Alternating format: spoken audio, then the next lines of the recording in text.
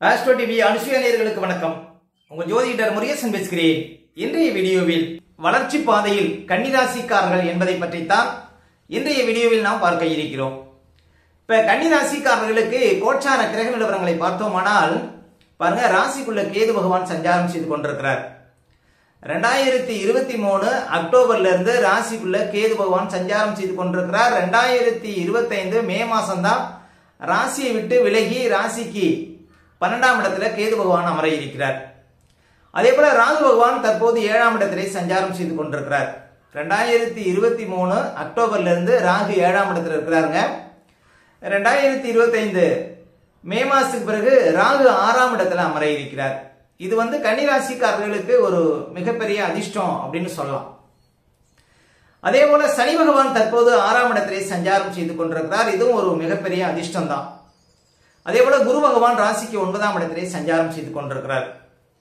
அப்ப கன்னிராசிக்காரர்களுக்கு பாருங்க, கேது ராசிக்குள்ள இருப்பது, 7ஆம் இடத்துல ராகு இருப்பது மட்டும்தான் கோச்சாரத்துல கொஞ்சம் பின்னடைவுகள் இருக்கிறது. அடுத்து வர ராகு கேது பயிற்சி கன்னிராசிக்காரர்களுக்கு மிகப்பெரிய அதிர்ஷ்டத்தை கொடுக்க இருக்கிறது. எப்படி அப்படின்னு பாத்தீங்கன்னா, ராகு 6ஆம் இடத்துல கும்ப ராசியில அமர இருக்கிறார். அந்த ராகுக்கு வீடு கொடுத்த சனி 7ஆம் இடத்துல அமர்ந்து உங்க ராசியை, கன்னி ராசியை பார்க்க இருக்கிறார்.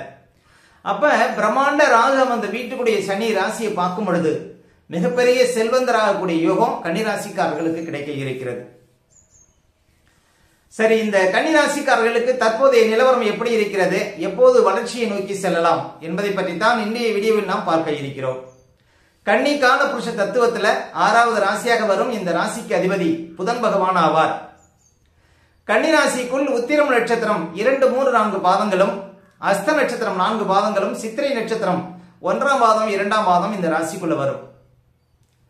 பொதுவாக கன்னிராசிக்காரர்கள் தந்திரசாலிகள், அதிகம் படித்தவர்கள், அதே போல புதுமை விரும்பிகள், நாளுக்கு நாள் மாற்றத்தை விரும்பக்கூடியவர்கள், அதாவது எப்போதும் உழைப்பை நம்பி வாழக்கூடியவர்கள், போராடி எதிரியும் ஜெயிக்கக்கூடியவர்கள். இதெல்லாம் பாருங்க கன்னிராசிக்காரர்கள். அதாவது தனது சுய சம்பாத்தியத்துல வாழ்க்கையில முன்னுக்கு வரக்கூடியவர்கள் பெரும்பாலும் கன்னிராசிக்காரர்கள். இந்த கன்னிராசிக்காரர்களுக்கெல்லாம் பாருங்க, தற்போது கேது பகவான் ராசிக்குள்ள சஞ்சாரம் செய்து கொண்டிருக்கிறார்.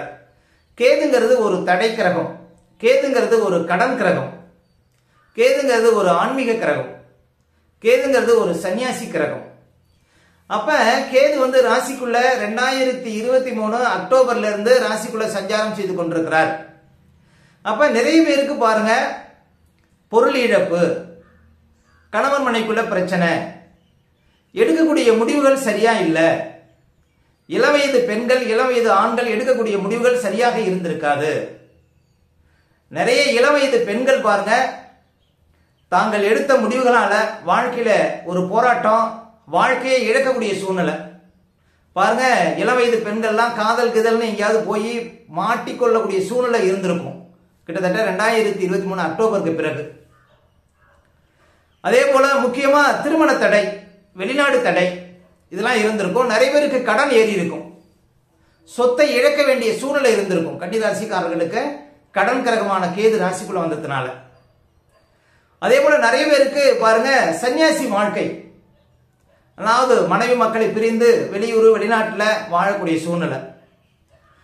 ஒரு சில பேர் கணவன் மனைவி ஒரே வீட்டில் இருந்தாலும் பாருங்க, ஒருவருக்கொருவர் சண்டையிட்டு ஒருவருக்கொருவர் ஒரு பாசம் அன்பு இல்லாத ஒரு நிலை, இதெல்லாம் இருந்திருக்கும். இப்ப கிட்டத்தட்ட 1 வருஷமாக இருந்து கொண்டிருக்கிறது கன்னிராசிக்காரர்களுக்கு.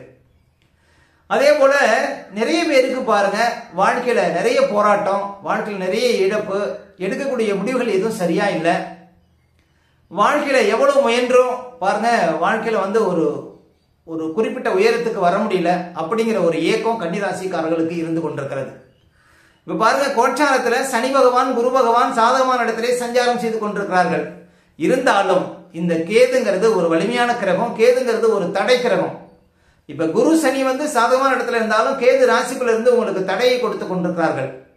எங்க போனாலும் ஒரு போராட்டம், எங்க போனாலும் இழப்பு, எங்க போனாலும் ஏமாற்றம், இதைதான் பார்த்துட்டு இருக்கீங்க கன்னிராசிக்காரர்கள். இந்த நிலை மாறுமா அப்படின்னு பாத்தீங்கன்னா, 2025 மே மாசம் பிறகு கேது பின்னோக்கி ராசிக்கு 12ஆம் இடத்துல அமர இருக்கிறார். அதற்கு பிறகு வாழ்க்கையில் நல்ல ஒரு மாற்றம், வளர்ச்சி பாதையில் செல்லக்கூடிய வாய்ப்புகள் கன்னி ராசிக்காரர்களுக்கு உண்டுங்க.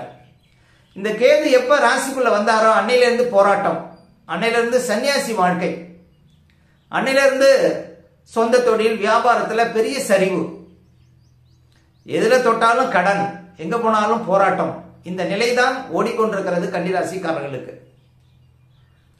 அப்ப இந்த பிரச்சனையிலிருந்து நீங்கள் வெளிவரக்கூடிய வாய்ப்புகள் கட்டாயம் உண்டு. அதே போல 7ஆம் இடத்துல ராகு இருந்து திருமண தடை. பாருங்க, நிறைய பேர் வெளிநாடு போகணும் அப்படிங்கிற ஏக்கம் இருந்தாலும் 7ல ராகு இப்ப நிக்கிறதுனால கன்னி லக்கணம் கன்னி ராசியில பிறந்தவர்களுக்கு கிட்டத்தட்ட 2023 அக்டோபர்ல இருந்தே வெளிநாடு தடை இருந்து கொண்டிருக்கிறது. அப்ப நல்ல தசாபதிகள் நடந்தும் ஏன் வெளிநாடு போக முடியல அப்படின்னா 7ல இருக்கிற ராகு பிரயாண தடையை கொடுக்கும். இந்த தடை எப்ப விலகும் அப்படின்னா 2025 மே மாசம் தான் விலகும். அதற்கு பிறகு நீங்கள் வெளிநாடு செல்லக்கூடிய வாய்ப்புகள் கட்டாயம் உண்டு. அதே போல ஒரு வண்டி வாகனம் வச்சு தொழில் பண்றவங்க, பிரயாணம் சார்ந்த தொழில் பண்ணக்கூடியவங்களுக்கு எல்லாம் பாருங்க, கிட்டத்தட்ட ஒரு வருஷ காலமாக 2023 அக்டோபர்ல இருந்தே தொழில பெரிய சரிவு.